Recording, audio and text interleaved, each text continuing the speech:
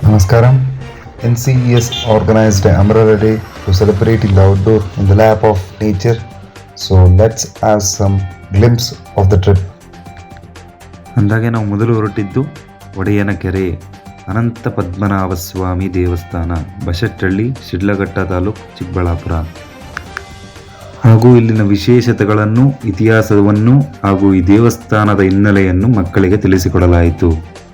ಅಂದಾಗೆ ಇಲ್ಲಿನ ವಿಶೇಷತೆಗಳೇನಪ್ಪ ಅಂತಂದರೆ, ಅದೊಂದು ದಟ್ಟವಾದ ಕಾನನ. ಅಲ್ಲೊಂದು ಋಷಿಗಳು ವಿಷ್ಣುವಿನ ಮಂತ್ರವನ್ನು ಜಪಿಸುತ್ತಾ ತಪಸ್ಸಿಗೆ ಕುಳಿತರು.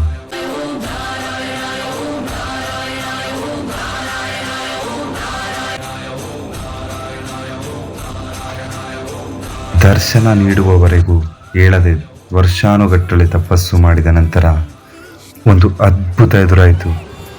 ಹಾಗೆ ಎದುರಾದ ಅದ್ಭುತವೇ ಅನಂತ ಪದ್ಮನಾಭ ಸ್ವಾಮಿ ರೂಪದಲ್ಲಿ ಲಕ್ಷ್ಮೀ ಸಮೇತ ವಿಷ್ಣು ಭಗವಾನರು ದರ್ಶನ ನೀಡಿದರು. ಹಾಗೆ ದರ್ಶನ ನೀಡಿ ಮಾಯವಾದ ನಂತರ ಅಲ್ಲೊಂದು ಅಚ್ಚರಿ ನಡೆಯಿತು. ಆಗ ನಡೆದ ಅಚ್ಚರಿಯೇ ದರ್ಶನ ನೀಡಿದ ಜಾಗದಲ್ಲಿ ಅನಂತ ಪದ್ಮನಾಭ ಸ್ವಾಮಿಯ ಶಿಲಾ ವಿಗ್ರಹವು ಪ್ರತ್ಯಕ್ಷವಾಯಿತು. ಅಂತಹ ಅಚ್ಚರಿಯ ಸಂಗತಿ ಈ ಪ್ರದೇಶದ ಮಹಾರಾಜರಿಗೆ ತಿಳಿಯಿತು. ಆ ಮಹಾರಾಜರು ದೊಡ್ಡದೊಂದು ಮಂದಿರ ಕಟ್ಟಿದ್ದು ಅನಂತ ಪದ್ಮನಾಭ ಸ್ವಾಮಿಗೆ ಪೂಜೆಗಳು ಆರಂಭವಾದವು. ಆ ಇಡೀ ವಾತಾವರಣದಲ್ಲಿ ಅಚ್ಚರಿಗಳು ಆರಂಭವಾದವು. ನಂಬಿದ ಜನರ ಜೀವನದಲ್ಲಿ ಊಹೆಗೂ ನಿಲಕದ ಪವಾಡಗಳು ನಡೆಯಲು ಆರಂಭಿಸಿತು. ಹಾಗೆ ಶತಶತಮಾನಗಳು ಉರುಳಿದವು. ಹೊಯ್ಸಾಳರ ಆಳ್ವಿಕೆ ಬಂತು. ಹೊಯ್ಸಾಳರು ಸಹ ಭಕ್ತಿಯಿಂದ ಪೂಜೆಗಳನ್ನು ಸಲ್ಲಿಸುತ್ತಾ ಬಂದರು. ಯಾವ ಕಾಲದಲ್ಲಿ ಏನಾಗುತ್ತೋ ಎಲ್ಲವೂ ಭಗವಂತನ ಇಚ್ಛೆ ಅಂದ ಹಾಗೆ ಭೂಕಂಪವು ಸಂಭವಿಸಿತು.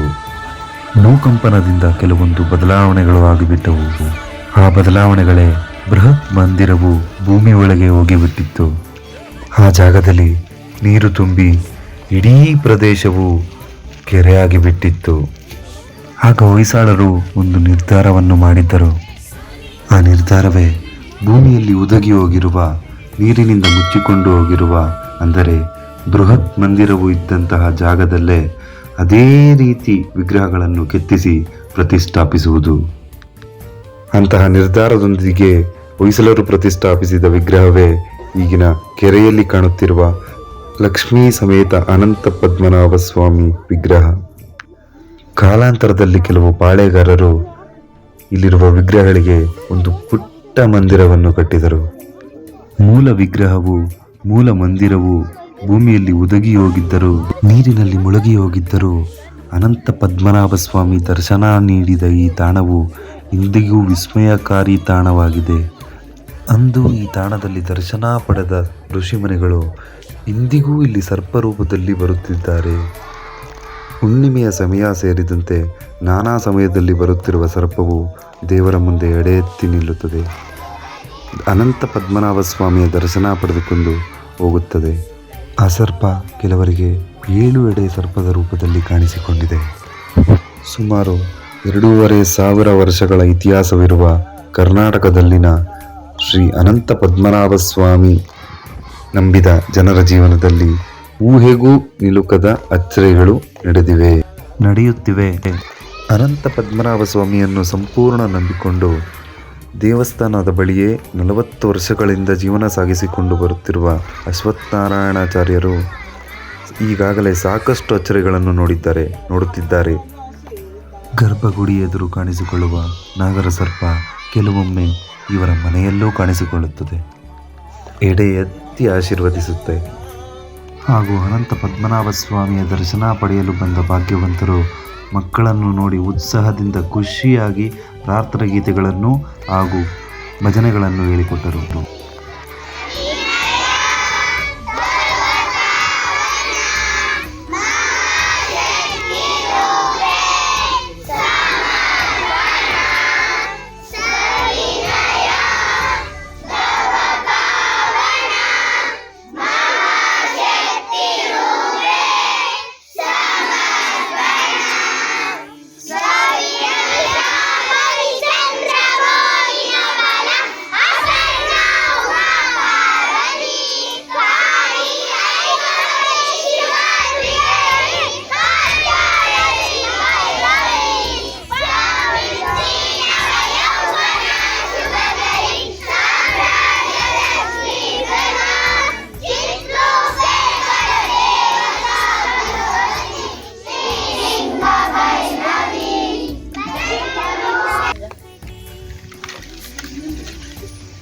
रघुपति राघव राजा राम आगे रघुपति राघव राजा राम पतित पावन सीताराम रघुपति राघव राजा राम पतित पावन सीताराम गोविंद रमण Govind Govinda Govinda Govinda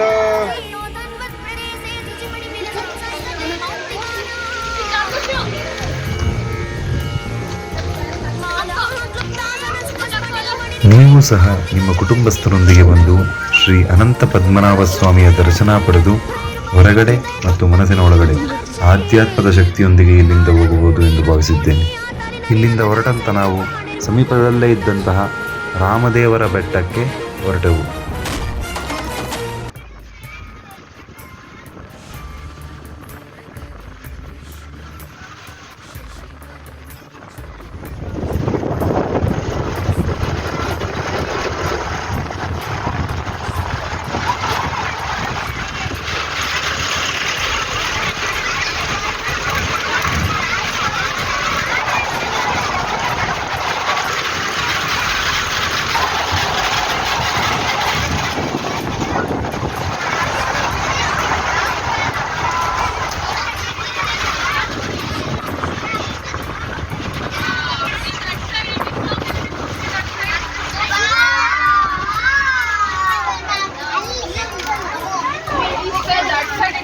Take your lunch bag.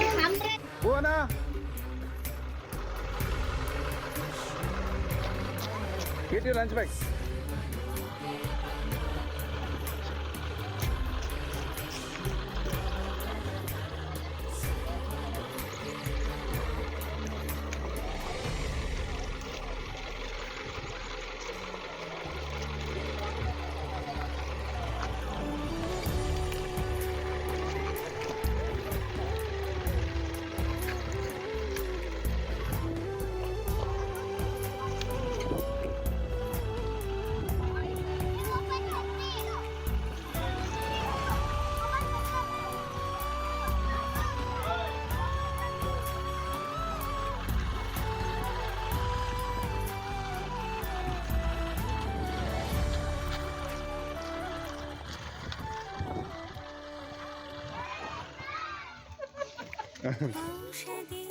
Yeah.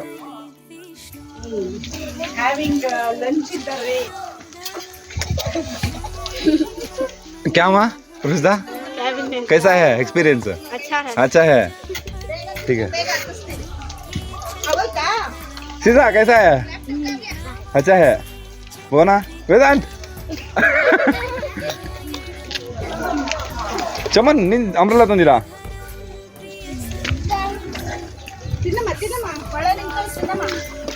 कैसा है एक्सपीरियंस? अच्छा है.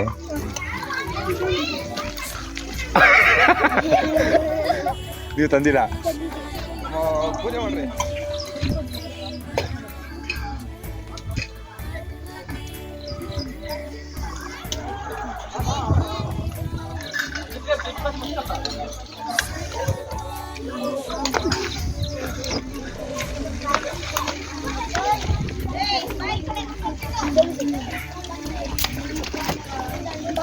ಬೇಗ ತಿನ್ರಿ ಇಬ್ರು.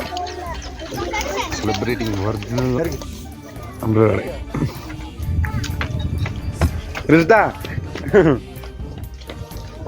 ಬ್ಯಾಗಲ್ಲಿ ಇಟ್ಕೊಂಡು ಅದೇನು ಬಾಕ್ಸ್ ಇಟ್ಕೊಂಡು ಹೋಗ್ತಿದ್ರಿ?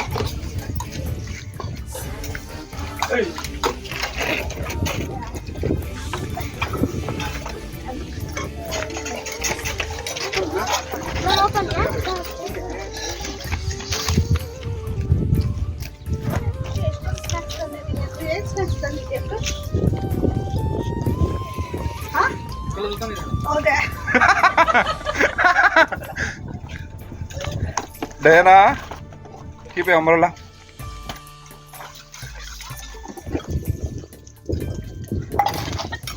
ಹೋಯ್ತಂದ್ಲಿ ವೇದಾಂತ್ ವೇದಾಂತ್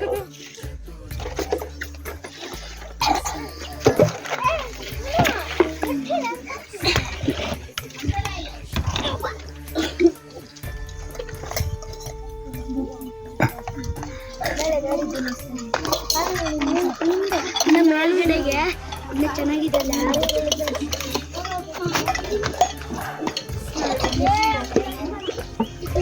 ಹಾಗೂ ಮಕ್ಕಳು ಬೆಟ್ಟದ ತಪ್ಪಲಿನಲ್ಲಿ ಪ್ರಕೃತಿಯ ಮಡಿಲಿನಲ್ಲಿ ಊಟ ಮಾಡುವ ಅನುಭವವನ್ನು ಆನಂದಿಸಿದರು. ಊಟ ಮುಗಿಸಿ ಚಾರಣಕ್ಕೆ ಹೊರಟ ಎಲ್ಲ ಪ್ರಕೃತಿಯ ಸೌಂದರ್ಯವನ್ನು ಅನುಭವಿಸಿದರು.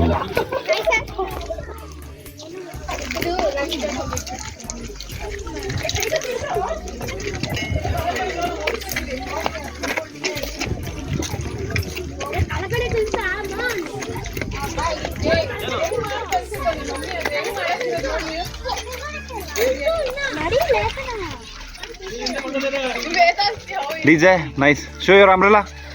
Show, friend. Ah, very nice.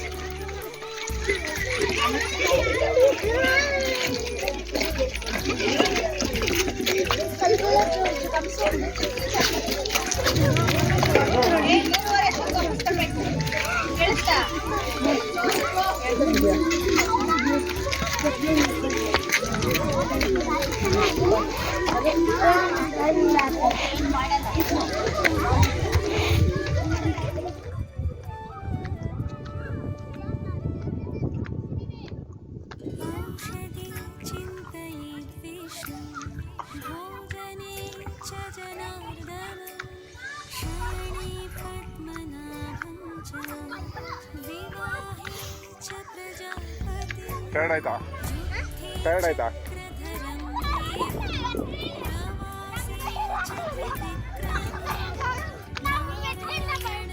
ಬನ್ನಿ.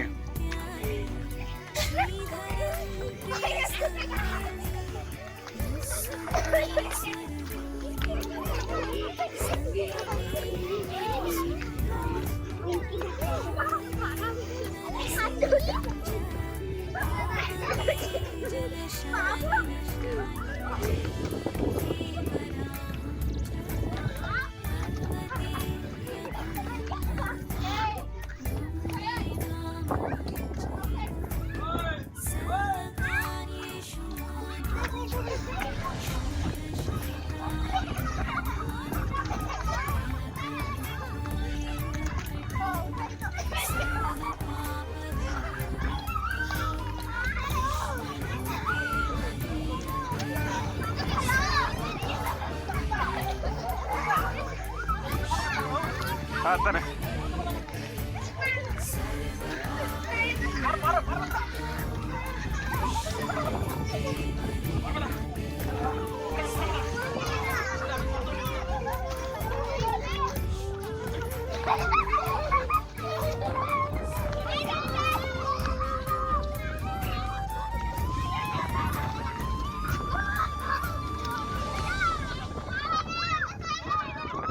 In English, there is a powerful metaphor for personal development. The best view comes after the hardest climb. It reminds us that the most rewarding achievements in life are often the results of hard work, persistence, and the self-commitment to self-improvement. So the children are exuberant and feeling very happy after the hardest climb by seeing the nature from the top.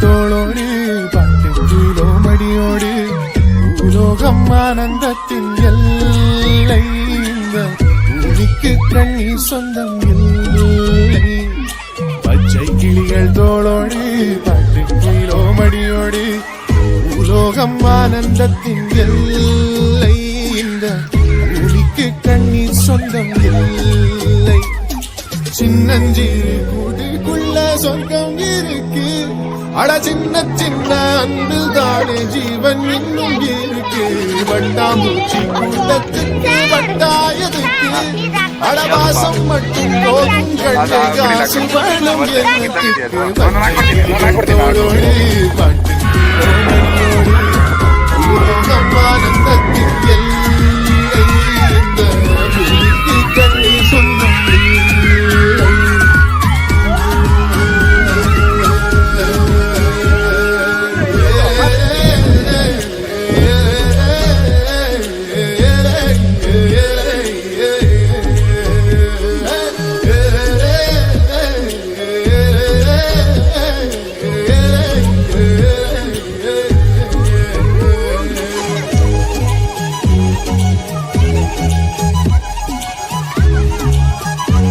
Open your umbrella.